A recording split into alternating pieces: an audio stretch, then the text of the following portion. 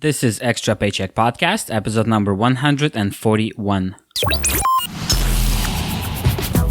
You're listening to Extra Paycheck Podcast, where you will learn how to build and grow your own successful online business. Now, here's your host, Alex Soul. Welcome to yet another episode of the Extra Paycheck Podcast. This is episode number 141.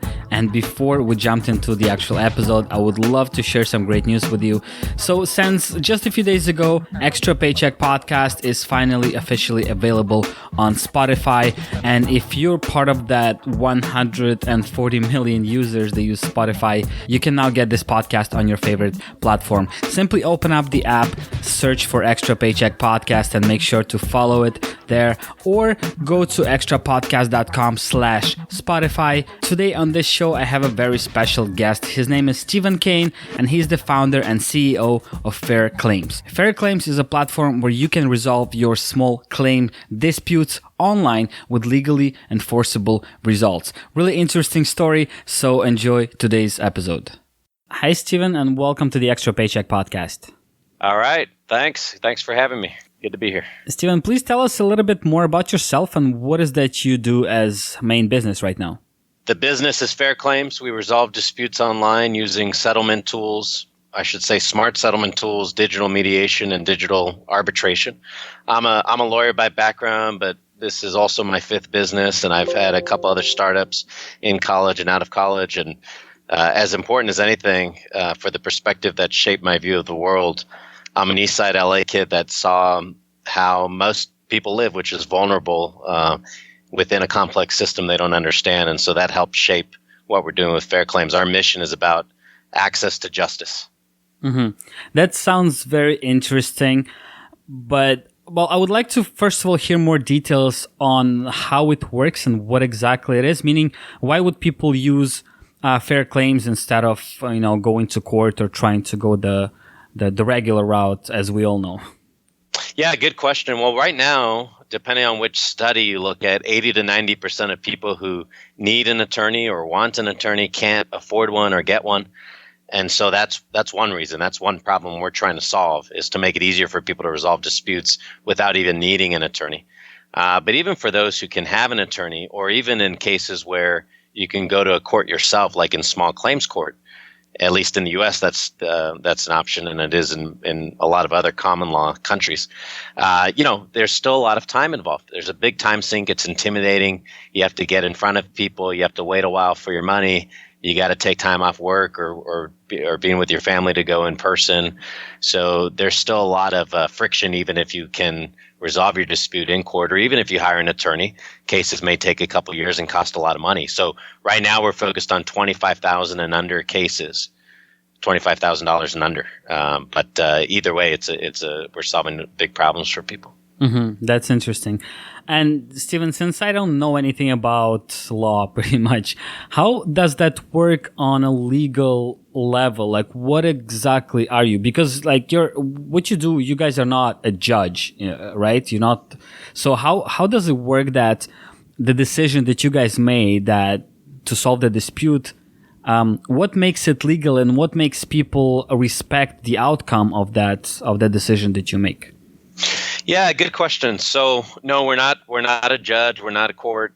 We use the legal backdrop of arbitration, which is an option in most countries in the world, and which is respected internationally. And arbitration is basically two people deciding under contract that they'll respect whatever decision an arbitrator makes, at least when it's binding arbitration. There's also non-binding arbitration where two sides may have somebody make a decision to sort of get a sense of what a judge might decide to help them settle, right? You go in front of somebody else who's professional, get a decision as sort of a gut check. But binding arbitration, which is what it is most of the time, means two parties agree under contract. Whatever that person or group of people decide is what goes. And there is regulation in a country that allows arbitration that says that binding arbitration is also court enforceable, which means you can't contest it later, you can't appeal it. And if push comes to shove, the court will respect it and help you actually even collect money on the award. Mm-hmm. Thank you for explaining that. It's a little bit more clear. So I know that Well, I've seen in some movies and TV shows, I guess, in the US especially, I've seen some moments where when they have an arbitrator and people kind of do what you just explained, they agree or they figure out a solution to the problem. So Right. what pushed you to take that business, that model online? And what was the decision? Why was the decision to go online with that? Yeah, good question. Just to lower the cost of it and to make it easier and more convenient is the main thing, right? And then that has a lot of implications. If it costs less, more people can use it. If it's more convenient, more people can use it. It's also aimed towards resolving disputes much, much quicker. So depending on the court you go to, it could take 3 months in small claims court, 2 years. And arbitration right now, if it's in person, involves the inconvenience of going somewhere. Then whoever's putting on the arbitration has to either pay for space or have space, which is more overhead. So it's about time and money. Mm-hmm. Yeah, that makes a lot of sense. What were your first steps on marketing that kind of business online? Because, it's not, once again, it's not something common. It's not something that everyone turns to just automatically. Oh yeah, there's an arbitration platform online. So how did you get your first clients? How did you get the word out at the very beginning of that business? It took a couple of years. I mean, it was not easy. And that is the key challenge is getting people to know about it and use it. And it turns out if you're offering inexpensive arbitration online at the price point we've been offering it at, the math simply does not work on doing Google ads or spending marketing dollars and then having two sides agree to arbitrate where the conversion rate's low because it's voluntary and a lot of people don't understand arbitration and things like that. I tried that and the conversion rate was like 5 or 10%. And I tried a ton of different ways to get the word out about what we're doing. I called cleaners, right? People who have dry cleaning businesses. I called dry cleaning associations. I called landlords. I called property managers. I called the local bar association. I tried a ton of different ways to do things. I did a pilot with the local bar association to refer people our way. Nothing quite worked until I reached out to sharing economy online marketplaces who have disputes between users on two sides of their platform and who are uniquely positioned to invite them both and give them both incentives to use our system. And so that's where it took a year and a half to figure that out. And once I did, it was on. And then ever since, we've been off to the races. Oh, that's very interesting. And by the platforms you just mentioned, examples would be Uber and Airbnb, right? Yes, that's the correct. kind of sharing. Okay, so that was very creative thinking to go there and to reach out to those people. Thank you for that, though. I would call it more trial and error. No? Yeah, and it's interesting to hear you. Well, it's not a surprise that it would be a struggle to go with PPC such as AdWords, because I could only imagine how much it costs per click once you go into that whole law space, right? Because lawyers, they are known for making a lot of money, and I'm sure a lot of law firms spend incredible amounts of money on advertising online, especially PPC, and it's just hard to compete with. That's basically true. So some of the most expensive AdWords definitely have to do with legal terms and in particular plaintiffs' cases and in particular pharmaceutical plaintiffs' class action cases. But the reason we thought there might be an opportunity is because it's very inexpensive to do advertising around small claims keywords. And so we did get some hits, some decent initial hits on it. But then the challenge was getting that first person to sign up and the second person to sign up. And we got some good learnings. I think we have a sense of how to do that in the future because we basically want to be a software platform for enterprise, then get SMB customers, and then consumer. Mm-hmm. So we got good learnings, but it's going to take some time, and we think it'll help to have a brand and be known more in order to get more people to convert. Mm-hmm. Yeah, that makes a lot of sense. Yeah. So, Stephen, let's look a little bit more into your own personal life as an entrepreneur, because, as you mentioned, you have a background in law.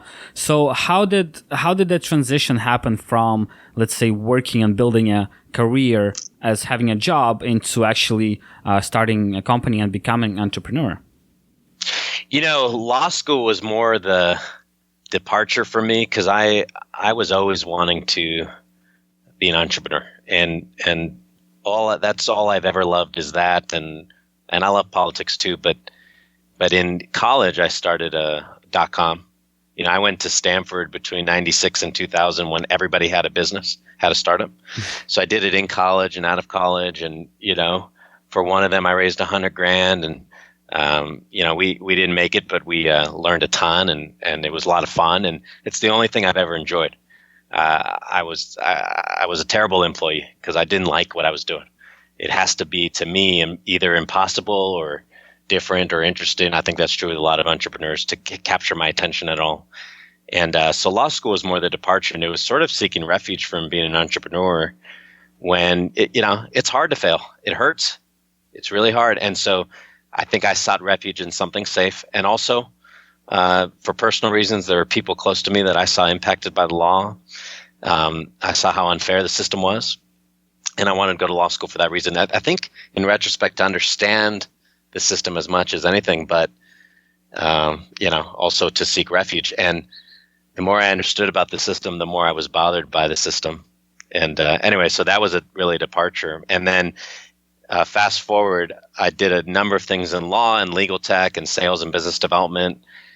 And, nothing quite stuck until this. And it was representing my own clients for 7 years, small business and startup clients, where I kept getting calls from them about small claims. So it would be like a $2,000 or $3,000 breach of contract, landlord-tenant security deposit case, or unpaid invoice, something like that. But I got a lot of them. I mean, against my volume of total calls, it was a high percentage. And they didn't think about how much a lawyer cost. And so it didn't make sense for them to hire me because by the time I sneeze, they spend the amount of money they're trying to get back, right? And they didn't want to go to small claims court. You could hear the pain of that in their voice. And so that's when I thought, man, there's got to be a solution for this somewhere. And I'd read about online dispute resolution in law school. And at the time, I was skeptical of it, actually. And that's because it was bad timing for it at the time. But I was surprised not to find a good solution, 3 years ago when I looked for one. And then I just got obsessed with it. That's very interesting. So, yeah, it's interesting to hear that you've had prior experience with different things, especially startups, and that, eventually still brought you to your own startup, let's call it that. Okay, so Stephen, you said that was about 3 years ago that you actually started that business. Yeah, I spent 6 months just thinking about the problem and researching it. And I started spending an hour a day on it. And it's interesting, what really helped is because there have been other times when I've incubated business ideas, many other times. And I either have decided to pursue it or not, probably about 50-50. But the thing I did different this time is I read a book that said you should do what you love first thing in the morning and what you don't love after that. Because I had always done it in the reverse way, right? I always thought, well, let me get the stuff I don't want to do out of the way and then do stuff I like. But what happens is, number one, you don't make enough time for it. Number two, you're tired by the time you're doing it. And number three, what's interesting is if you do what you love first, it gives you energy for the rest of the day. And then what the other interesting thing is that I couldn't help but spend more than an hour a day over time. And the book said eventually it's going to become your full-time job. And that's exactly what happened. It was gradual. So 6 months incubating the idea, a year testing out different approaches, and then got going after that. That's very interesting, and that's good advice. Yeah. It worked for me, yeah. So when you said that you started doing what you love first thing in the morning, does that mean simply doing research on how you can solve that problem, right? That was in your case. Yeah, correct. Because it was just a fascinating idea to me. It was interesting to me that this had been attempted many times because this is not a new idea. There have been at least 5 or 6 good attempts. I mean, like companies that had money and good teams and everything. That failed. And that was interesting to me because my thought was, well, now is a different time in the world where people might be more receptive to something like this. And it took LegalZoom first, with people getting comfortable with law online. And then it took companies like Uber and Airbnb with people getting comfortable with peer-to-peer and having an arbitrator who's a lawyer but not a judge. So it was that combo, and we stand on the shoulders of giants for sure. But that's what fascinated me about it. But yeah, even just researching it gave me joy because I thought it was interesting and a great challenge. So if I understand correctly, you think that most other companies that try to do what you're doing right now failed in the past simply because they were ahead of their time. Is that correct? Pretty much. I would say that's the biggest factor. Mm-hmm. And there was a company even that was a year and a half ahead of us. And they did well, and they actually got acquired by another company. They're more focused now on government software. The company's name is Modria. They did well, but they were slightly ahead of us, and I think that we then benefited from being a little bit behind them because we were able to get online marketplaces, sharing economy companies as early adopters in a more natural and convenient way than them. They were big enough for them to have enough disputes to need a company like us at the time. So they had some customers in that space, but I think our timing just worked out that much better, where that was our first customer and we were able to grow better. Look, they focused on other things, but we were able to grow because of it. Mm-hmm. Yeah, that makes sense. I see that. Mm-hmm. So, Stephen, how are you growing your client base at this point? You got some traction, you have some money coming in. That's great. And how are you growing your company right now at this very moment? Outbound sales. I have some great salespeople. They bang the phones, they bang the emails, and we're spreading our message one by one. Because right now we're focused on online marketplaces, and there are maybe 300 companies in that space, so that is manageable. It's one of the reasons we chose that as a vertical first. But we're doing more and more marketing, more and more op-eds, PR, things like that to get the word out. Lawyers are incredibly excited about what we're doing. And with some businesses, they avoid legal. They avoid the legal departments when they're going to sell to enterprise because lawyers have a reputation, warranted or not, for being skeptical and for thinking about the negatives of things. But that's part of a lawyer's job, is think about the pitfalls. So oftentimes it's for software companies, they avoid legal as much as they can until they have to interact with legal. We're finding lawyers love us more than anybody. I mean, they get like demonstrably excited about what we're doing because they understand the impact more than anybody. Mm-hmm. Yeah, that's very interesting. What's also interesting that you being an online company, you just explained that most of your sales go through, cold calling, cold emailing, something that is kind of a dying breed for most of us working online. But I guess it really depends on an industry, and I guess your industry is more of a cold calling kind to get the clients. I don't know why that is. So I think it's because I love cold calling, I have a sales background. I think it's as simple as that. And I've done it over 12, 13, 14 years, depending how you count it. To me, that's the natural way to get the word out about something that worked for me when I was first starting out. Mm-hmm. I do think there's still a place for cold calling and emailing. In this industry with sharing economy, it's not as easy to get phone numbers. You can get phone numbers for in-house counsel and things like that. But I think it also just depends on how quickly can you explain what you're doing. And I think in our case, on the one hand, we can quickly explain it. In some ways, on the other hand, we can't. And so it helps us to get on the phone. But because so many people are going online and doing online marketing, then other people prospects are getting less phone calls. So I like to go where people aren't, as much as where they are. That's actually a really good point. Yeah. I forgot that part. And I know a lot of people that do online marketing for offline businesses, right? A lot of them do actually that. They get in touch with those offline businesses offline, for the simple reason that everyone else is trying to reach out to them online, right? But they're not online. That's the whole problem. That's why I need to reach out to them and help them out to get online, because they don't know how to do that. They will, I think, trust a phone call more than an email or an ad that they see on Google or anywhere else.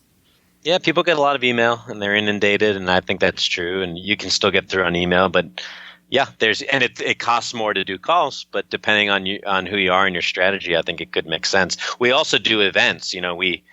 We're going to do more and more event marketing over time, but we do these events for our customers and prospects where they can get together and share best practices, and they love it. And it came out of customers telling us that they wanted to talk to some of our other customers and things like that. So I think that's super effective. I really believe, and again, maybe I'm a dinosaur, old-fashioned, there really, to me, is no replacement for face-to-face. Even against video, you just can't get the same sense for somebody. And I I firmly believe the way we do business is it really is about building a relationship, and so you gotta meet somebody to get a sense of who they are, I think.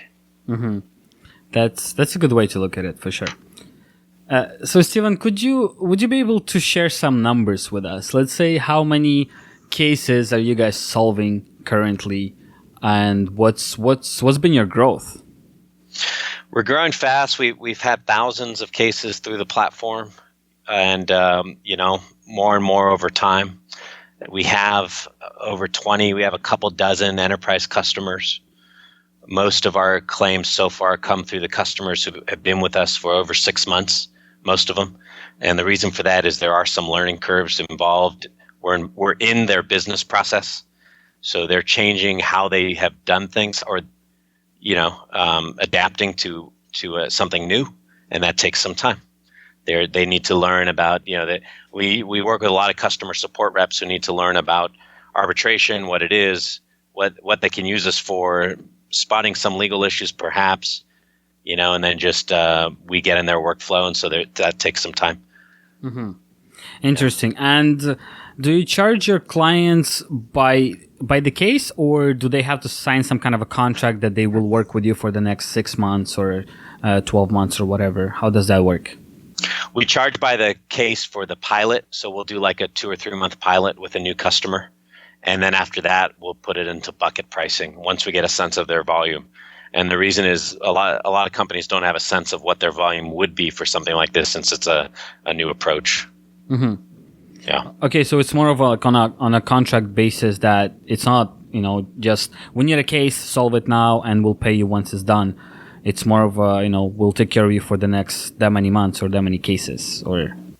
Correct. In the past, we did on-demand, pay-as-you-go, and that was good. That was great to get started, and we just wanted to get going.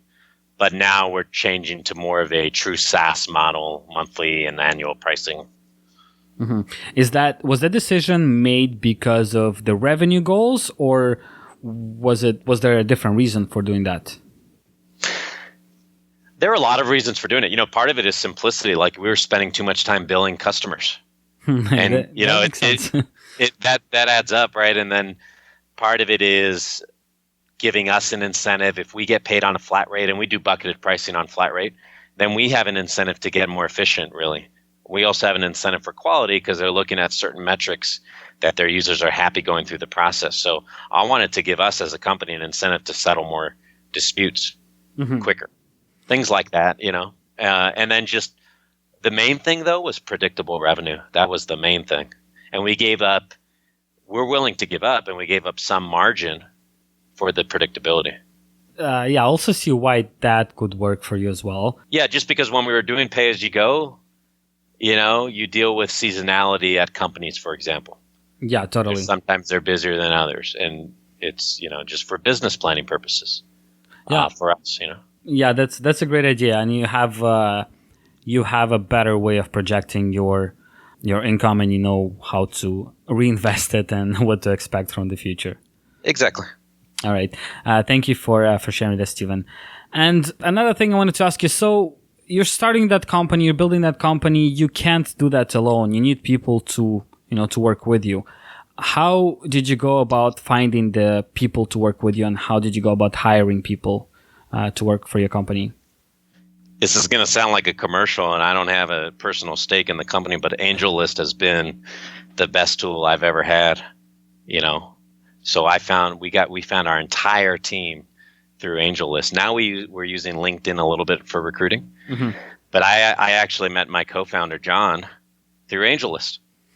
And it was crazy. Yeah. Nice. And could you elaborate a little bit more for those who don't know what AngelList is? Oh, sure. So AngelList they started off as a fundraising platform for startups, and now they also have job postings. And it's a place where just a lot of people in the startup industry go for money and jobs. And then you're more likely, I think, to find a potential co-founder there by just posting, hey, I want to find a co-founder. So AngelList, angel.co. And that's what happened. And John and I, hit it off from the beginning. We're both seasoned. We both kind of have our set values and know how we like to work and what we were looking for. He was looking to join a super early stage startup as a co-founder. I was looking for a co-founder. I was about to outsource my platform development to overseas, and I had a Squarespace site, so we were doing everything manually at first. And John came around at the perfect time and said, "Let me build that for you for free. Let's see how it goes in a couple months." He built it. He did great. He worked hard. The rest is history. Mm-hmm. Yeah. Thanks for sharing. And is he still responsible for that back end, for the development part of the business, or is he doing something else now? Oh, he's my co-founder and CTO. Mm-hmm. You know, I wouldn't dream of doing this without him. He and I both want to win badly. We're both committed to the mission. He works as hard as anyone I've ever seen. He's really talented and incredibly smart. And now I'm not going to let him listen to the podcast because I'm gushing too much. But he's awesome. You know, we just also love working together. And we have a 7-person product team now. So we raised money in May. We raised $1.8 million in May from 3 VC firms, Fika, Greycroft, and Crosslink. We had raised $285K from angels before that, including from one of the founders of LegalZoom, Brian Liu. And so now we have resources, and it's great. And at the time, we were bootstrapping. Mm-hmm. Yeah. Oh, that sounds very interesting, and that's something that always fascinated me about startups, because it's really not what I'm into. That's really not my industry, but it's like such a huge thing that's only been growing. And I think probably like 99% of people on this planet don't understand any part of that ecosystem and how that works, right, and what's involved, right, in, doing a startup and raising the funds and finding investors and so on. Yeah, no, I agree. And it's because it is a very small community. There aren't too many people who do it. There are very few venture deals, which is actually unfortunate. It's actually really unfortunate because there are many more fine entrepreneurs and startup ideas than there are deals. And there is more and more of an effort for venture capitalists to reach, to connect with more startups in different parts of the country, for example. Most of it historically, of course, has been in Silicon Valley. So Steve Case, who started AOL, now has a fund, I think it's called Rise of the Rest, where he goes throughout the country and looks for founders in different parts of the country. And then there are a lot of funds like 500 Startups that look for people in different parts of the world. So it's now the best time ever to have an idea, learn about the startup industry, and it's very risky, but to then have a shot at making something happen. And what do you think? Okay, so let's move into that space, since we switched a little bit to startups. What would you think would be the most important thing for someone who wants to start a startup to actually get a chance to raise any kind of money, any kind of capital? What is that, like, one thing that they should make sure their startup has to show in order to maybe get interest from investors? That's a great question. So the number one thing, it doesn't matter who you are, what you're doing, what your business model is, whatever. When you're raising early money, that first check, the first million, the first couple million, they're looking at you and who you are. And the number one thing they look for is guts, commitment, perseverance. There's a famous commentator in the startup world who's part of Y Combinator, which is a famous accelerator, Paul Graham, who talks about cockroaches. He says, we like to fund cockroaches, people who survive, they stick it out no matter what. In a word, obsession. You have to be obsessed with what you're doing, because if you're not, you'll never make it because it's too hard. At least that's the thought. And I think that's also true. Yeah, that's a great one. And would you agree with me that we see a lot of younger people in the startup grind simply because they have nothing to lose? They don't have a career yet, or many of them don't.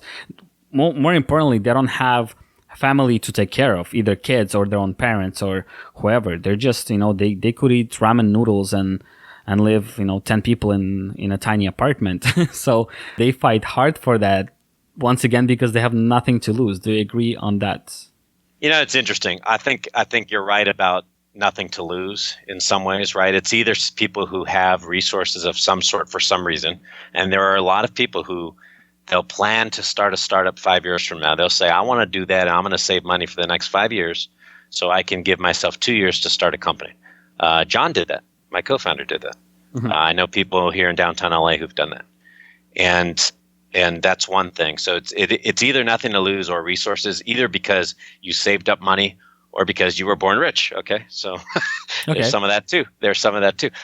And it's true. I think a young, early 20-year-old, whatever, who doesn't have big overhead is one profile.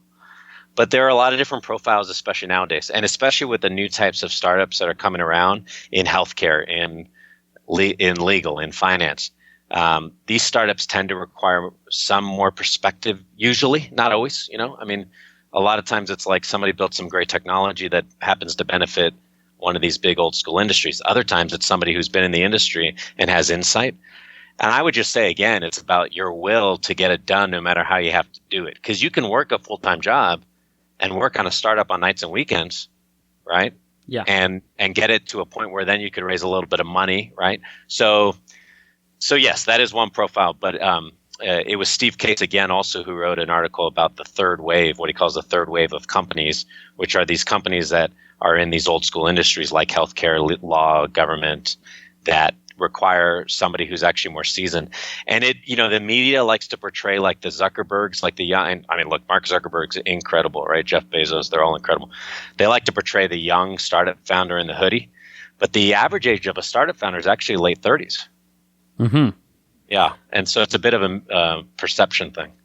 Yeah, that's interesting. Well, and yeah, as you just mentioned, I guess it makes a lot of sense to talk about this 20-year-old kid who made something, something that's popular and that's like making waves, rather than talk about someone who's 30 whatever or 40 whatever, simply because that's funny, but as a society we kind of expect an older person to be more successful. So yeah, that's right. I totally agree with that. It sells more papers. It's like a more interesting story, like a Harvard dropout starting a social media site, right? That is an interesting story. Bill Gates being a Harvard dropout, but somebody who, they spent 10 years in accounting and then they made accounting software because they saved up $200,000 to survive for 2 years. That's not as interesting. I agree. Yeah, although in the end, it's it's the same. The result is the same. Yeah, it's just not as sexy as they say. Exactly. And I've been hearing more and more about this, as you just said, non-sexy startups that are huge, and they're making actually a huge difference in the world, especially in that healthcare industry. But once again, we don't really hear about them because, they're not sexy, although they're actually changing the world rather than bringing us another fun app or, some kind of a picture sharing website or whatever that is. Yeah. And to be clear, I think Facebook changed the world too. But I mean, I agree with that. There are a lot of apps that don't change the world. They get attention or funding, not necessarily for rational reasons. Mm-hmm. At least not like impacting the world in a good way, rational reasons. Yeah, that's true. Okay, Stephen, so do you have another project in mind, or do you think you'll be concentrating on your current business for a very long time? I'm never doing another startup again. Never. Well, we just got through the hardest part. First of all, I'm happy to do Fair Claims for until I'm in the grave. I'm happy to do it. I love my job. There's a lot of work for us to do. I'm not a fool. I'll look at exit opportunities. I'm just saying I'd be happy to do it for the rest of my life. I feel like it's my life's mission, and that the stars have aligned, that I was the right person at the right place at the right time to do it. And so that's how I think about it. And I can't even dream of doing anything else for now. We'll see how it goes. Like I said, you look at exit opportunities, but I love it. But I also just don't want to do it again. It's too hard. It's just too hard. I sacrificed a ton. I gave all my savings towards it, basically, because I was making money as a lawyer, but it was a huge opportunity cost for me not to take on clients as I started going more into it. This is it. It's this or bust for me. Mm-hmm. Yeah. Thank you for being so honest, and yeah. I love these kind of stories and these like little details, because once again, when we look at these sexy startups and all these awesome stories, we're like, oh yeah, that's it. Like that's what he did. He just came up with this app and life was amazing. It's not just that. It's not that easy, and it doesn't just come to you. It's a lot more than that. A lot more than normal person sees or hears about. Yeah, even the overnight successes are typically not overnight successes, but usually it's more like it seems like an overnight success, but it wasn't. It takes years and years. Exactly. Yeah, I think an average overnight success takes from 5 to 10 years. There you go. That's correct. That's considered lightning speed, right? Yelp went public. It took Yelp 10 years to go public. That's lightning speed. Wow, that 10 years. I believe that's right. It was something like that. Yeah. Wow, that's a lot of years. Mm-hmm. Mm-hmm. All right. So, Stephen, well, since you did mention that it was hard and you would never want to, start a new startup from scratch again, probably. Not me at this point in my life, because this is my 5th try at it. Yeah, that's what I said, probably, because, never say never. Yeah. What I wanted to ask you, was there a moment while working on Fair Claims, when you actually, took action and started it, was there a moment when it was so hard or something very particular happened where you thought, you know what, screw that, I'm just going to close up shop and become a lawyer? No. First of all, I didn't like being a lawyer that much. Okay, so makes sense. I did enjoy representing my own clients. There was fulfillment in that. I really loved helping them. But law wasn't ever in and of itself. Practicing law as a lawyer wasn't that interesting to me. So to me, it wasn't much to give up. First off, but second, I did this before, right? So I did it twice, sort of like college, out of college, another couple times depending how you count it. Been at other startups. I knew that there was something here, right? So that first 6 months was important when I was studying everything, and by that time I concluded, you know what, there seems to be something big here. I didn't even realize how big until a year later, but then I knew that because there was something there was worth investing in, but I also knew that I had to be pragmatic. So I slowly put my feet into the water, right? My toes, my feet, then my legs, and then got in, right? So I slowly stopped doing as much legal work. I slowly started spending more time on fair claims. And it was a year and a half in before I went in full time. And it was with knowing how much money I had in the bank, how much money I could make, et cetera. And so for that reason, it never even dawned on me that I wouldn't do it, because I just gradually did it. Mm-hmm. And I kept seeing so much validation of it that I just couldn't help myself. You really get to a point when you're doing something you love that you just can't help not doing it. There's no way it's not even something I thought about. And it was hard. I spent a year trying to find a co-founder. I heard no for a year and a half. It's amazing how smart people get about telling you why something won't work, right? When you're trying to do something new and different, and the number of reasons it won't work. And, at first it's like, well, nobody's going to do this online. And then it's like, well, nobody's going to agree voluntarily to do it, which people are. And then it's like, well, you're not going to be able to get people to pay, which people have. And then it's like, well, you're not going to be able to pay lawyers the right amount of money to be able to make it work as a business, which we were able to do. So you hear that all the time. But then what happens is everyone changes their tune the moment you get some milestone. The moment we raise VC money, all of a sudden everyone's your best friend, and this is great, and let's do lunch. And that's just how it is, right? Because that's just human nature. It's the oddball person who's like me, who dreams of doing something that hasn't been done, who wants that life. That's not normal. Yeah. For me, it's great. I wouldn't do it any other way. And entrepreneurs are my heroes. You can name all the obvious people throughout history, but they're my heroes. Mm-hmm. Even the ones who failed, even like John DeLorean, who failed at building his own car company. He's a hero of mine because he did it. Not the tax evasion part or whatever he got into, but the car building part. Yeah, that's very interesting. Thanks for sharing that.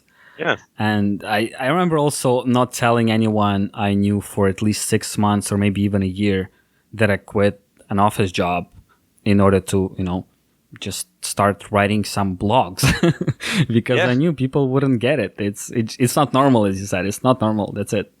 That's right. Yeah. There's dissonance. Most people have dissonance around it, and that's okay. That's okay. Yeah, that's so true. Okay, Stephen. So as we're approaching the end of this podcast, I wanted to ask you, what would be your suggestion for any beginner entrepreneur or someone who's just thinking of starting something? Doesn't have to be a startup. It has to be anything of their own. online or offline, what is that one quality or one trait or one whatever thing that they should pay the most attention to? To me, it's hands down finding something you're really, really passionate about. That really, to me, is the most important thing. It's you have to figure out like what makes you tick. What do you get excited about? What are you going to keep doing no matter what? Because in the past, I had a company that I wasn't excited about, and it didn't last because I wasn't that excited about it. So I think that's the number one thing. It's like, it's what you love, and then that passion will flow through, and then you'll recruit people who share that passion, and the world will see it and they'll respond to it. Mm-hmm. Yeah. Thanks for sharing that. And I guess I'll have a follow-up question. So I've had some people on this podcast tell me that you should go after the money. So let's say, you know that virtual reality and augmented reality is a big market and it's only growing.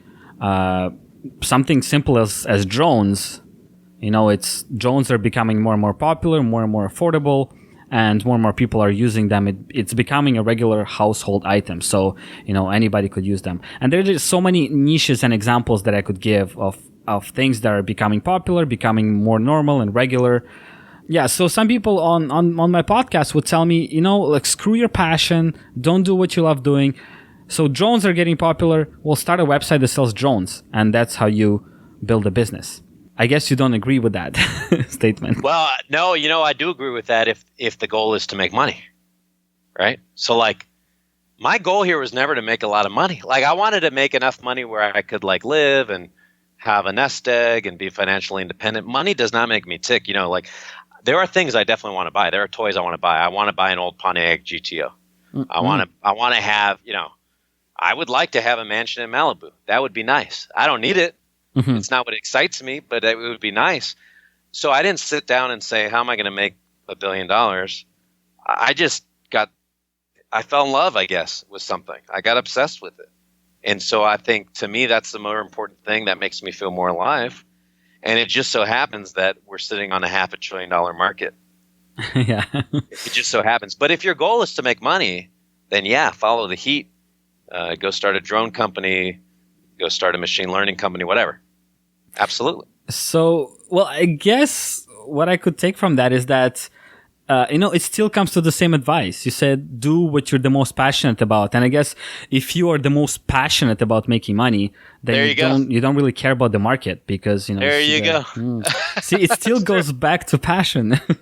I think that's right because, and then it's like, well, if you're that passionate about making money, are you willing to work hard enough and you're in the right place at the right time? So that's totally true. And there's plenty of people who make a grip of money doing that. I could have made a lot of money as a lawyer, with my own practice, but that wasn't what I was interested in. It's just, to me, that's boring. I don't know. I don't want a Rolex watch, but I would like to sit on a pile of money for the fun of it, right? And to be able to get toys, cars, boats, whatever, but also to be able to invest it in interesting companies, do things with it, right? To be able to do things. Like Elon Musk is a hero of a lot of ours because, right, when he exited from PayPal, he was broke like a few months later because he invested all that money into other companies. Yeah, and he was sleeping on friends' couches. That's incredible. Yeah. That's what it's about for some of us. And but believe me, I do want to be filthy rich. I'm not saying I don't. I'm just saying that's not the driver. Yeah, that's not the main goal. Yeah, no. Yeah, makes sense. Thank you for sharing this, Stephen. All right, so for people who want to use your services, or for people who want to find out more about you, where should they go? FairClaims.com. Awesome. Thank you for sharing that. And I hope those US listeners of the podcast will take a note of that. And especially... We can help in Canada too. Oh, so don't be shy. Don't be shy. That's awesome. And I think a lot of people who are starting their business or entrepreneurs, they don't necessarily, have the knowledge or the time to look into legal system, and eventually they'll stumble upon some issues. I hope not, but it happens to the best of us. And so, I hope they will hear this episode and head over to fairclaims.com if they need any kind of legal assistance. I hope so too. And reach out on LinkedIn if you want to talk shop. All right, Stephen, thank you so much for sharing your story, your advice, your tips, and thank you for being on the show. You got it. Thanks for having me. It was fun. Thank you so much for tuning in to this week's episode of the Extra Paycheck Podcast. As usual, head over to extrapodcast.com/141 for the show notes of today's episode. And if you have any questions about internet marketing, affiliate marketing, online business, you can leave the comment on that page to ask your question. Also, head over to extrapodcast.com/iTunes in order to subscribe to the show on iTunes, and extrapodcast.com/Spotify in order to follow the show on Spotify. Once again, thank you so much for tuning in, and I'll talk to you next Monday.